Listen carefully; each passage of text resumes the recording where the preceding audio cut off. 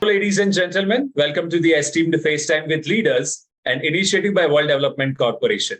I'm Sunny Pancholi, anchor at World Development Corporation. FaceTime with Leaders is a platform for industry titans to share their experiences, thoughts, ideas, and best practices in order to inspire one another and future leaders. In a nutshell, we attempt to encapsulate the multi-decadal learnings acquired by these industry leaders. We also hope that by conducting these FaceTime with Leaders interviews, we can bring together a global community of eminent personalities. By bringing together such visionaries on one platform, we hope to play a part in inspiring the lives of other leaders. Great learnings from great leaders undoubtedly assist everyone by identifying, nurturing, and using the trade secrets that are proven success formulas for many. And this is what we aim for with these sessions by making them a gathering of industry stalwarts and a knowledge-sharing community.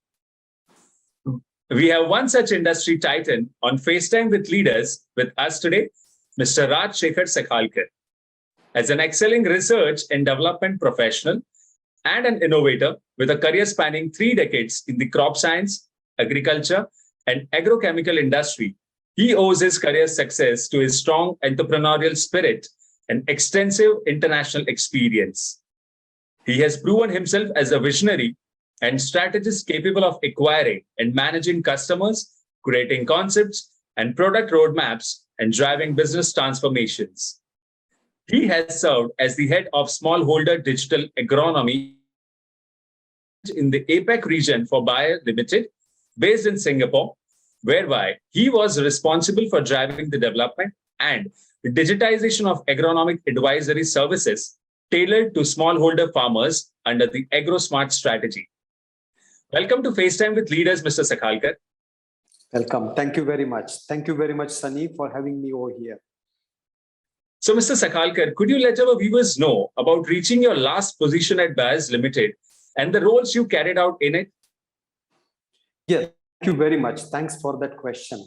The Bayer, the overall role and the years of experience was really immense one. It was a very long journey. Yeah, it journey was mainly, making me more versatile and experienced in strategic R&D management, profit center concept, profit center management, then product development, marketing, and sales in overall crop science industry. That was really great learning. This only it has happened because of demonstrated skills from my side about learning abilities and the positive attitude. So while doing this all, as an employment, as an employee, I moved, function to function, jobs to jobs, and that has given me a great learning opportunity. There was a lot of motivation because of the result orientation, and these result orientations were related to successful product launches, increased market share, improved innovation rate, and say bringing efficiencies in overall innovation as well as the marketing as a function. So those were really good opportunities as well as the challenges for me, which has moved me a lot in this whole 30 years of experience. One of the important aspect of working with multinational is that I was fortunate to work with different bosses, different managers, which were of different country as well as demography. So, for example, I was having managers of 3 from India, 6 from Germany, and 2 from France. So early on, that has given me an excellent learning opportunity, how the different people think, how different people look at the overall processes of a business, and overall inculcating the discipline and attitude in me. Overall, I have been, education point of view, I have completed my MBA in marketing. I have, as an academic, I have completed my MSc in agricultural entomology, where I have secured my gold medal. That was my first, award, and that's what's really quite, very, very first one. So it goes for a long time in my memory. I was also nominated for a special strategic R&D management course in INSEAD Paris. So that has really also taught me a lot of good principles, theory, and practical about the strategic innovation. This all really, come very well with my, Gallup analysis of, my overall behavior, which means that my strengths are responsibility in executing, activator in influencing, positivity in relationship building, ideation and strategic thinking. So that has made me overall, sort of a all-round champion in strategic and business development. Thank you. Mr. Sakhalkar, thank you for the excellent start to this interview. And it's an honor to interact with someone who exudes such a strong corporate personality. Yes, thank you. Continuing our conversation, we would like to know, as a business transformation leader, what is the biggest feat you have achieved? Yes, so the last one, when I was the head of product development in India, which was equivalent of vice president position, reporting to country head in India. That time we have really achieved a tremendous objectives. The objectives were related to making the product launches very, very successful, to improve innovation rate for the organization. And second one was improving the overall innovation pipeline. And that's what's really one of the very good really example of the teamwork, what we have done it across the organization. So during this whole working, we have improved the innovation rate of the organization in the country from 9.5% in 2015 to 18%, crossing 18% in 2017. So within 3 years, we have doubled the innovation rate. And also we have improved our overall the project pipeline across all the segments, adding almost more than 20 projects. And this was having the projected business potential of more than 2,000 crore. And this was all possible because of a very good teamwork, collaboration with various teams within the organization, demonstrating the products across the teams, making them comfortable with the product details, and building up the confidence to face customers from their side. So this was all really great work. What I have really, I have experienced that during this last feat in India. Absolutely amazing. So building on that, you have been honored with several awards. Which of them do you cherish the most? Yes. As I was discussing with you that I was having the gold medal during my MSc degree. That was my really very first award. And then there were quite a series of awards in academic as well as subsequently in a career also I received it. But one of the most cherishable or one of the most memorable for me is the last one in 2019, which I received it for sustainability from a product development function in APAC, Singapore. And that was mainly because it was a little bit of a out of the way working, in a sense that it was not typically only for the product launches or product development, but it was for the sustainability. And this work of sustainability was not just within the organization, but it was outside the organization as well. So there was a lot of working with the internal stakeholder as well as external stakeholder. And that's really makes this award very important, very cherishable for me. Thank you. Okay, so since you are awarded in sustainability, my next question is on sustainability. Yes, thank you. Do you believe that the agrochemical industry can be more environmentally sustainable? Yes, of course. For any industry, there is nothing like they have reached already non-breakable ceiling. Okay, there is always a glass ceiling for each and every activity what we do. The agrochemical industry particularly, it's continuously evolving over last 40-45 years. They have introduced a lot of new product. So doing away with old toxic product, that was one of the biggest change which has been seen in this particular industry.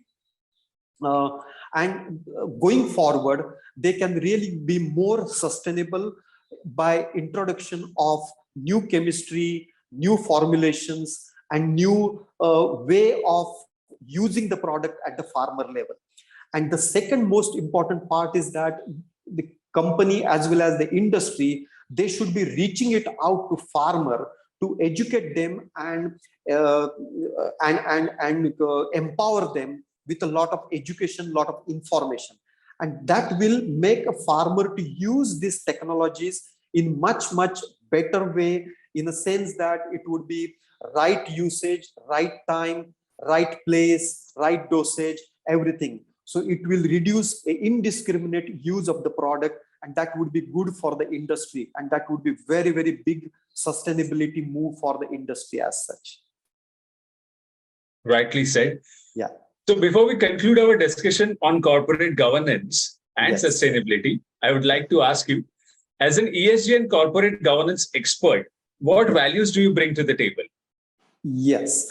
So this all working with a German company, German organization for such a long period of time, there is a strong technical as well as the strategic experience which has been developed to drive innovation in the organization, and that can be really useful for any organization going forward to bring in new product, to improve the process of innovation, to bring in the strategic angle to the innovation, as well as then the developing the particular product, particular formulation, the how to use that product in a right manner. So these are all the aspect which can be used from my side in that organization. Secondly, the most important part is that I bring in the experience of my sales as well as from the marketing side. That means I was quite very well in touch with the farmer, and because of that, how this particular the technology would be reached out to farmer is very important one. And if we educate the farmer, if we make them more empowered, I'm bringing this point again and again, but this is what the key for the sustainability and governance of any organization going forward in this sector. So these are all the aspects I would bring in for the contribution from my side. Okay. Since you mentioned technology, my next is on technology, and it has become an integral part of our lifestyles, of course. Correct. So as someone working closely with technology, what are some of the most remarkable changes you have seen in your field with changes in technology? And what changes do you expect to see with the technological advance of IoT, AI, ML, blockchain, big data, Web 3.0? Correct. I think this is very eminent question going forward for many organizations, many companies in this sector, particularly in agrochemical sector. As I was discussing with you, is that over a period of last 40 years, the organizations have introduced a lot of new product, and these new products were of a safer toxicological profile. That is what I have experienced it over a period of last 30 years. So this was the major change over last 30 years, that we have taken out the old chemistries which were more of a toxic in nature. The formulations were not so operator friendly, not so environment friendly. So those products have been taken out of the market. So old products have been replaced with a new product of, say, water-based formulation or WG formulations, which are having a very good benefit to risk ratio or benefit to risk advantage or benefit. Okay, so that's very good change, good evolution has happened in the overall in the industry. Now going forward, the whole organization should be doing the same treat forward, in the sense that we should be really thinking aloud, thinking differently to bring new product with a safer toxicological profile, new formulations which are safer with operator exposure or convenience for use. Convenience for use is going to be an important aspect because the labor is also becoming very difficult situation right now, management and availability of labor. So convenience in use would be very important and benefit for the farmer. So that would be something great thing which organizations in agrochemical industry can bring in. Some of the other aspects of digital changes which have happened in the overall industry is also important for agrochemical industry and in agriculture, because for farmer, they make a lot of decisions when they are growing their crop. So those decisions are related to before the planting of the crop, during the overall cultivation of the crop, and after the harvesting of the crop. And at that, all the steps, farmers are making many decisions, and this digital interventions will improve their decision making. So whichever way we would be providing them the predictions and the decision making ability will add a lot of value for the farmer. So for the organizations which would capture good data, good information, they would have a lot of good machine learning, artificial intelligence, new web experience. They can add a good value for the farmer, and they would provide a very good solutions for farmer. And this would be really making farmer empower to take good decisions, and that good decisions will reduce indiscriminate use of a product, and that would reduce overall impact on operator, consumer, and environment, and the society as a whole. So that is what my belief is, and we can really do a lot of changes through this technological intervention. That was so insightful of you, Mr. Sakhalkar. Thank you. Okay. So moving on to next and the last question of the session. Yes. We are building a community of industry magnates. Okay. The move is meant for cross-pollination of knowledge and building a knowledge-sharing community of corporate giants and industry experts. So what are your thoughts about these initiatives taken by Mr. Zishan Pathan, Mr. Heval Mehta, and the whole World Development Corporation team? Yes. So this is excellent initiative by World Development team, Mr. Zishan Pathan, as well as Heval Mehta. This is really excellent one, because the ESG corporate governance is important right now. It was important earlier, and going forward also it would be important and critical for the organization. The profit motives is important, but it is not everything. So profit motive many times overtake other objectives like ESG or corporate governance. And this would be very important and critical for the organization to bring in independent views from outside in as an independent director on the organization.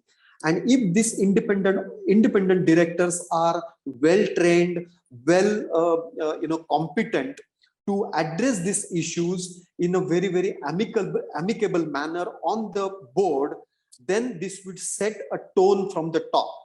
And that's very important one. So we cannot just sit back and relax and say that, oh, this is the job of the organization. This is the job of the independent director, and we can really contribute a lot to corporate governance as well as the ESG objectives.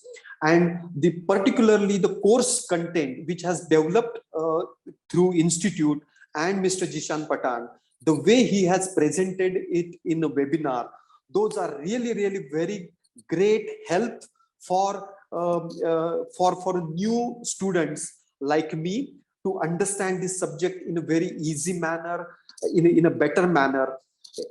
Quiz, they have set a quiz after each of the session, and this quiz helps to make you really solid background for those sessions.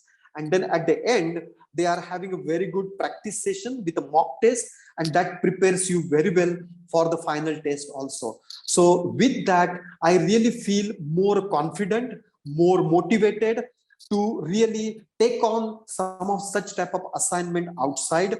And I feel myself ready to contribute to the society, contribute to the environment.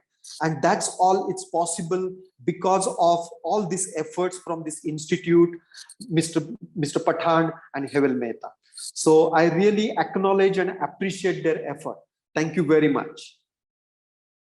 Amazing, amazing, Mr. Sakhalkar. It was fantastic conversing with you, and I'm confident that your insights will inspire the future leaders. Yes. Thank you, Mr. Raj Sakhalkar, for joining us today. Wish you the best for your future endeavors. Moreover, trust that this initiative by Directors Institute has unquestionably expanded the participants' understanding and enriched their minds.